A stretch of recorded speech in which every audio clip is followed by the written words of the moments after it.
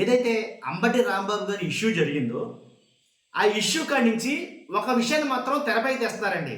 మరి ముఖ్యంగా టీడీపీ నాయకులు కావచ్చు, కూటమి నాయకులు ఎవరైనా సరే.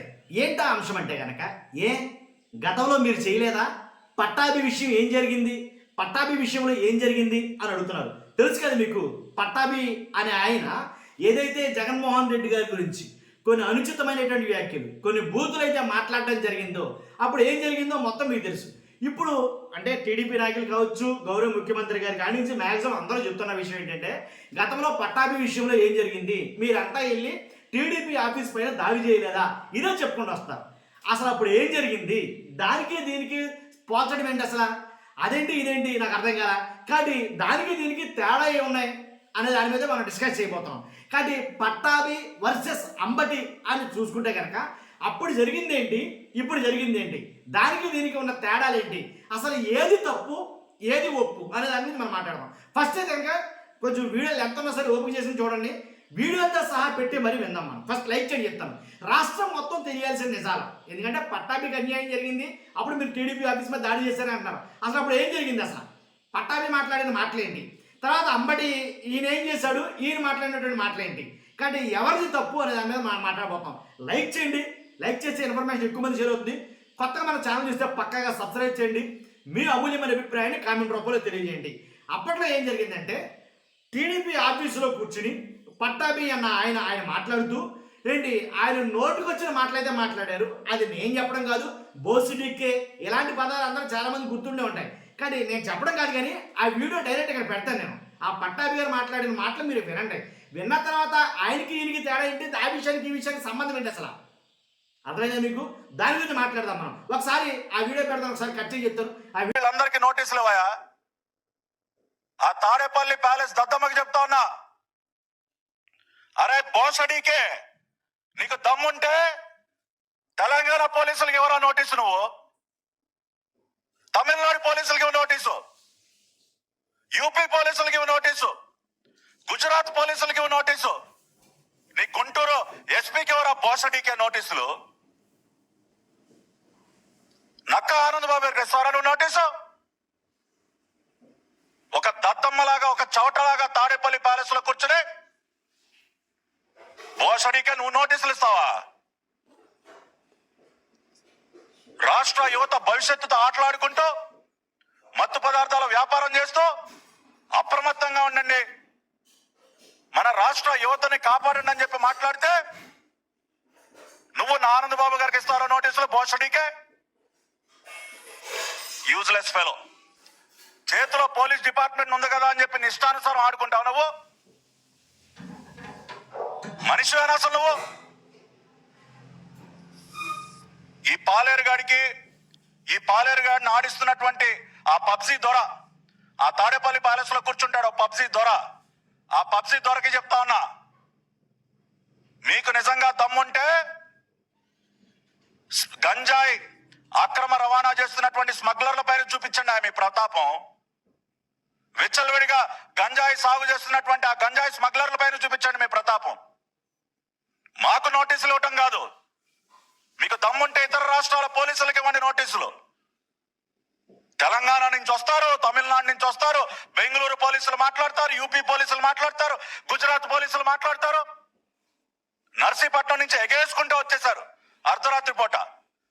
దొంగలు తిరిగేటేలా ఏంటా మీకు నోటీసులు ఇచ్చేది? ఈ తాడేపల్లి ప్యాలెస్ పాలేరు గారికి చెప్తా ఉన్నా, నువ్వేమన్నా పెద్ద తోపు తురుంకాను అనుకుంటా ఉన్నావా? నువ్వేమన్నా పెద్ద తోపు తురుంకాను నువ్వు? మాకు నోటీసులు ఇస్తే మేము భయపడటానికి? విన్నారుగా, పట్టాభి అన్న ఆయన మాట్లాడుతున్న ఆ మాటలు విన్నారుగా.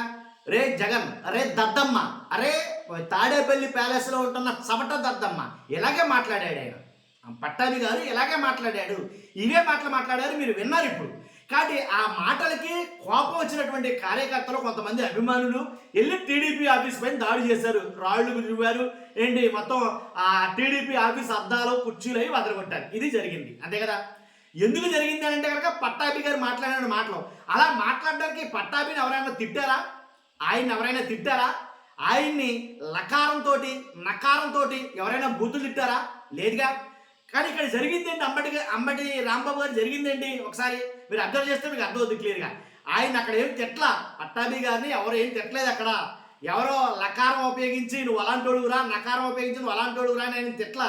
ఆయన మీదకి కర్రలు ఇచ్చుకుని రాలా, ఆయన కారు మీదకి దాడి చేయలా, ఆయన అడ్డం కొట్టలా ఏంటి, ఆయన్ని ఒరే లం అని చెప్పేసి లకారం మాట్లాడి నేను ఆ బూతులు ఎట్లా పోతాను కాబట్టి రే నువ్వు అలాంటోడు రా, చెయ్యి నరికేతాను రారా అది తేల్చుకుందాం ఈ రకంగా శవాలను విసురుతూ కర్రలతోటి ఏంటి గోండాల మాదిరిగా ఆయన మీద అయితే కనుక దిగల, ఎవరో దాడికి దిగల. ఇది జరిగింది. పట్టాభి గారికి ఎలాంటివి ఏమీ జరగల. ప్రెస్ మీట్లో ఆయన నచ్చినట్టు ఆయనకు వచ్చినట్లు మొత్తం మ్యాక్సిమం మాట్లాడేశాడు. ఆయన ఒక గౌరవ అత్యున్నత ఏంటి ఒక ముఖ్యమంత్రి పదవిలో ఉన్న వ్యక్తిని ఆ రకంగా మాట్లాడితే కార్యకర్తలు అభిమానులు ఊరుకుంటారా? ఊరుకోరు. ఎక్కడ కూడా ఊరుకోలా. ఎక్కడ అంబటి రాంబాబు గారు మాట్లాడిన మాటలు కూడా ఊరుకోలా. కానీ అంబటి రాంబాబు గారు ఎందుకు మాట్లాడాల్సి వచ్చింది? ఆ మాట్లాడడానికి కారణాలు ఏంటి? ఆ మాట్లాడడానికి అసలు ఎవరు తప్పు చేశారు? ఆ ఫ్లెక్సీ. అర్థమైంది కదా? ఆ ఫ్లెక్సీలో ఉన్నది అబద్ధం, దుష్ప్రచారం. ఎవరు కట్టారో తెలియదు, ఏం కట్టారో తెలియదు. ఏంటి ఆ ఫ్లెక్సీ వల్ల లేనిపోయిన గొడవలు వస్తాయి కాబట్టి అవి తీసేయండి అని చెప్పేసి చెప్పాడు. అది కూడా ఏంటి మీరు తీస్తారా తీయండి, లేదా పోలీసు వారు తొలగించండి దాన్ని, లేదా మేము వచ్చి తీసేస్తాం. ఇది ఆయన మాట్లాడిన మాట.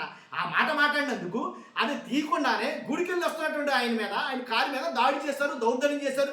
కారు మీద దబా దబా వాయించడం, ఒరే రారాన్నం అని ఇలా మాట్లాడారు. మాట్లాడితే ఇవన్నీ ఇన్ని రకాలుగా అసలు ఎవడం నోటుకొచ్చిందని బూతులు తిట్టేశారు అక్కడ. ఏంటి అన్ని బూతులు తిడుతుండూ కూడా లోపల కొత్త అంటారు కాబట్టి ఆయన ప్రాణం దానికి తగ్గట్టు ఆయన మాట్లాడకూడదు. మాట్లాడడం తప్పే, నేను కూడా అన్నాను, దాంట్లో ఎలాంటి డౌట్ లేదు. ఆయనే కాదండి, ఎవరిని ఉద్దేశించి అలాంటి బూతులు తిట్టా తప్పే, మమ్మటి దాంట్లో డౌట్ లేదు, తప్పే. కానీ ఆయన మాట్లాడాడు. మాట్లాడిన తర్వాత ఆయనే ఒప్పుకున్నాడు, నేను మాట్లాడింది తప్పు, అలా మాట్లాడి ఉండకూడదు అండి, కాబట్టి నేను మాట్లాడింది తప్పే, గమ్ముని నేను ఒక ఆ సందర్భంలో వచ్చేసింది, ఇంకా అయిపోతే ఆ టెన్షన్లో వాళ్ళందరూ నా మీద నానా రకాలుగా బూతులు తిడతాడు, నేను ఆపుకోలేక మాట్లాడేశాను, అలా మాట్లాడకూడదు, ఇది తప్పని చెప్పని అన్నాడు ఆయన. కానీ ఆయన అసలు ఏం మాట్లాడాడు? కాబట్టి ఆయన మాట్లాడింది ఏంటి అనే దాని మీద అసలు అంబటి రాంబాబు గారు యాక్చువల్గా ఫ్లెక్సీ గురించి ఏం మాట్లాడాడు? ఆయన ఫ్లెక్సీ గురించి మాట్లాడిన దానికి కర్రలో రాడ్లు ఇవన్నీ పట్టుకుని రావాల్సిన పరిస్థితి ఏంటి? వచ్చారు అక్కడ ఉన్న పోలీసులు వాళ్ళందరినీ చెదరగొట్టడం మానేసి ఆ ఫ్లెక్సీకి కాపలాగా ఉన్నట్టుగా, వీళ్ళకి కాపలాగా ఉన్నట్టుగా అక్కడ ఉండడం ఏంటి? ఇవన్నీ కూడా చాలా అనుమానాలు దాచేస్తాయి కదా. కానీ నేను చెప్తున్నాను ఖచ్చితంగా ఏంటంటే కనుక అంబటి రాంబాబు గారు మాట్లాడింది ఇక్కడ ఒకసారి నేను పెడతాను. ఒకసారి ఆయన మాట్లాడింది కూడా విందాం. మరి ఒకసారి కట్ చేసి చెప్తాను, పెడతాం. వచ్చి మేము వచ్చేయచ్చు, ఇది చించేది కూడా వచ్చు, కానీ అది మంచి పద్ధతి కాదని ఇలాంటి దుష్ప్రచారం చేయటాన్ని ఖండిస్తున్నాం. తక్షణమే వితిన్ 24 అవర్స్లో ఈ దుష్ప్రచారము చేస్తున్నటువంటి ఫ్లెక్సీని తొలగించకపోతే, పోలీస్ వారి యాక్షన్ తీసుకోకపోతే నేనే వచ్చి చించేస్తా. దీనిలో ఏ విధమైన సందేహం లేదు. ఇది తప్పుడు ప్రచారం. చంద్రబాబు చెప్పింది పంది కొవ్వు అన్నాడు, జంతువులు కొవ్వు అన్నాడు. అది కలవలేదని సిబిఐ రిపోర్ట్ ఇచ్చింది. సిగ్గు లేకోకుండా ఈ విధమైన ప్రచారం చేసి జగన్మోహన్ రెడ్డి గారి మీద, వైఎస్ఆర్ కాంగ్రెస్ పార్టీ మీద పనిగట్టుకుని దుష్ప్రచారం చేస్తే చూస్తూ సహిస్తూ ఊరుకోలేమని మనవి చేస్తున్నాను. ఇవాళ మేమందరం వచ్చాం, ఎవరు లేరు, చించేసి ఎవడు అడిగేవాడు లేడు. కానీ అది మంచి పద్ధతి కాదనే ఉద్దేశంతో వాళ్ళకి చెప్తున్నాం, మర్యాదగా రాజకీయాలుగా చేయండి, రాజకీయాలు ధర్మంగా చేయండి. అంతే తప్ప పవర్ ఉంది, అధికారం ఉంది, పోలీసులు ఉన్నారని, ఫ్లెక్సీలు ఉన్నాయని ఇష్టం వచ్చినట్టుగా ఫ్లెక్సీలు కడితే అది తప్పు, అది మంచి సాంప్రదాయం కాదు. ఆ సాంప్రదాయానికి తెలుగుదేశం వాళ్ళు ఫుల్ స్టాప్ పెట్టకపోతే అనుభవిస్తారు. డైరెక్ట్గా వచ్చి ఇచ్చేస్తాం, దానిలో ఏ విధమైన సందేహం లేదు. ఎన్నాళ్ళు కాపలా కాసుకున్నా కూడా ఆ విషయాన్ని చెప్పి వాళ్ళకి కనువిప్పు కలిగించేటటువంటి ప్రయత్నం చేస్తున్నాం. చంద్రబాబుకి ఇప్పుడైనా సిగ్గు తెచ్చుకొని క్షమాపణ చెప్పాలి. పంది కొవ్వు, పశువు కొవ్వు కలిసిందని ప్రచారం చేసిన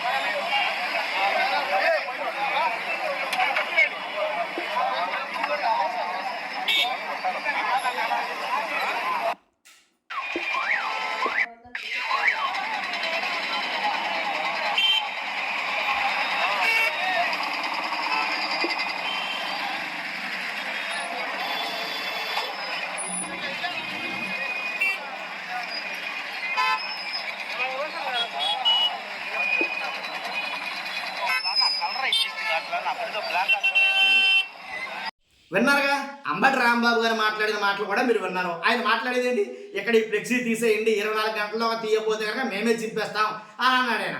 అని వాళ్ళకి అవకాశం ఇచ్చాడు. ఎందుకని అంతకుముందు వేరే వాళ్ళు అలాగే ఫ్లెక్సీ చింపేస్తే వైఎస్ఆర్సీపీ నాయకులు ఫ్లెక్సీ ఎందుకు చింపామని ఫ్లెక్సీ చింపిన వాళ్ళ మీద కేసులు పెట్టారు. ఇది నిజం. అలా కేసులు పెట్టడం ఎందుకు, అలా చెప్పడం ఎందుకు, సావధానంగా సున్నితంగా వాళ్ళకి చెప్తాం, వాళ్ళే తొలగిస్తారు అన్న ఉద్దేశంతో 24 గంటల సమయం ఇచ్చి చెప్పాడు. ఈయన వచ్చింది లేదు, జరిగింది లేదు. వస్తూనే దారిలో ఆయన పైన దాడి అనేది జరగడం అయితే జరిగింది.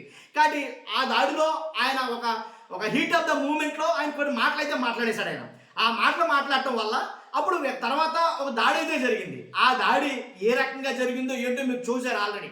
ఏంటి అంటే హత్య చెయ్యకలేదు కానీ మిగిలిందంతా జరిగింది. హత్య అయితే జరగలేదు కానీ మిగిలిందంతా జరిగింది అక్కడ.